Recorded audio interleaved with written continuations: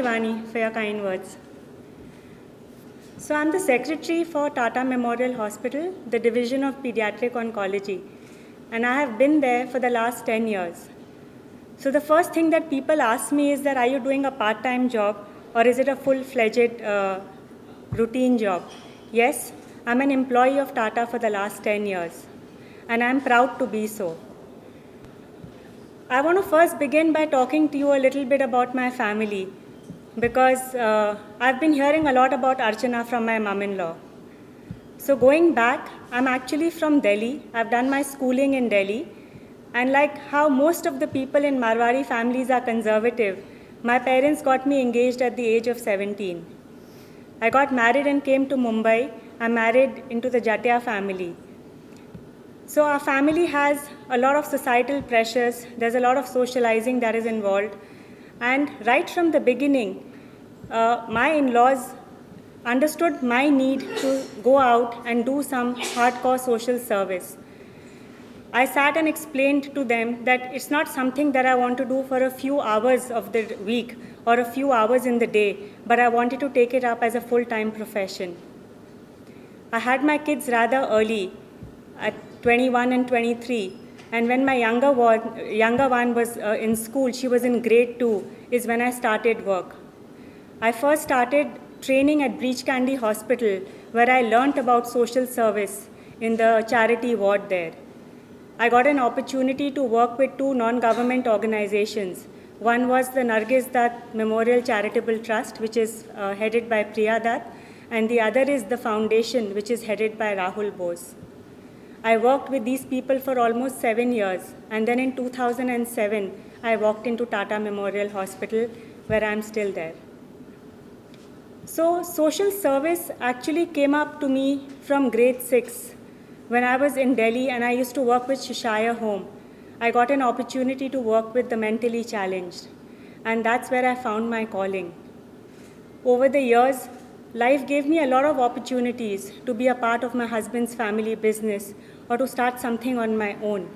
But I still just stuck to my need, this dire need to reach out and help the poor. So when I joined Tata in 2007, at that time, we were having almost 25% rates of abandonment and refusal. So to give you a background, Tata Hospital is a cancer hospital, and we see almost 60,000 new cases of cancer every year. And of these 60,000 cases, there are almost 2,400 children from the age of 0 to 18 who come to us from all over India. And 80% of these children are coming from the very poor and the backward socioeconomic strata, and they cannot afford expensive cancer treatment. So in 2007 and 2008, a lot of families would come to Tata, stay for a week, 10 days, and they would eventually leave. And leaving treatment means that their children wouldn't last for more than 3 to 6 months.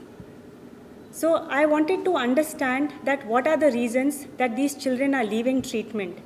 So I myself headed a research study in Tata where we found out the reasons for all this. So what I did is I contacted all the families who had left treatment in the year 2009 and 2010. There were more than 150, 200 families. I reached out to them on phone. I reached out to them by postcards in their own languages and then scheduled interviews with them. So it took me almost a year to reach out to all these families and interview them and find out the reasons that why are they leaving treatment. And what we realized is that there were 3 primary reasons why people abandoned treatment in Mumbai at Tata. The first one was financial constraints, not having money for treatment, not having a place to stay while they are in Mumbai, and having the money and a place to stay, not having food to eat, not having enough daily expenses, not having money for their in-laws or the siblings. So that was the number 1 reason. The number 2 reason was lack of belief in the curability of cancer. Now, this 80% of the population that comes to us, they are all illiterate. So a lot of them, there's a lot of stigma on cancer, and they feel that cancer is a punishment given by God. So it's destined, and when the child gets cancer, they should gladly accept it as the will of God and not fight it. And then we have so many children coming from villages across India where cancer is a taboo.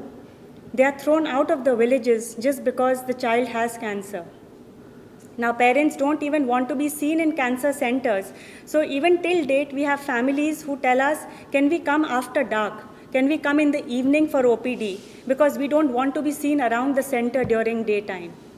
So this was the second important reason why our children were not taking treatment. And the third and the saddest reason, which stays very powerful even until today, is gender bias. Gender bias is so prevalent in India. So when a boy is diagnosed with cancer, the parents will do anything under their capacity to treat the boy child. But likewise, if the girl child has got cancer and she has to undergo a limb amputation or say a removal of the eyes, then the parents don't want to treat the child for the reason that anyways she's not going to be able to get married. So what is the point in treating her? So this is what I decided to document, and this is what I decided to work upon. So we founded Impact Foundation at Tata Memorial Hospital in the year 2010. And the aim, the vision and the mission of our organization is to provide support to each and every child and give that child the best chance at cure. So what we have done over the last 5 years is we have been networking with different parts of society, the government, the central government and the state government, with various charitable trusts, the private charitable trusts and the public charitable trusts. And then there are a whole lot of non-government organizations that work closely with us. And lastly, individual donors, people like you, students who come and help us. So with a combination of all these, we've set up a social support system at the hospital. So now the families are guided from day one that they come to the center. We've hired 25 additional staff over and above what the government has given us, only in pediatrics, so that every family is mentored properly while they are in Mumbai.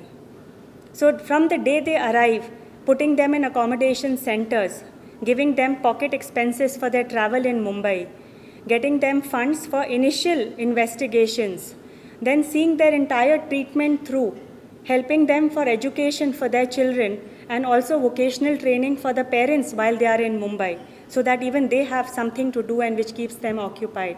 We've been providing all of this. With all these changes, what we have been able to achieve in the last 5 years is that the treatment refusal and the abandonment rates in Tata have gone down from 25% in 2008 to 5% in the last 3 years. Thank you. And this is what we have averaged out in the last 3 years. So my message to all of you today is that we all sometimes feel like doing social service.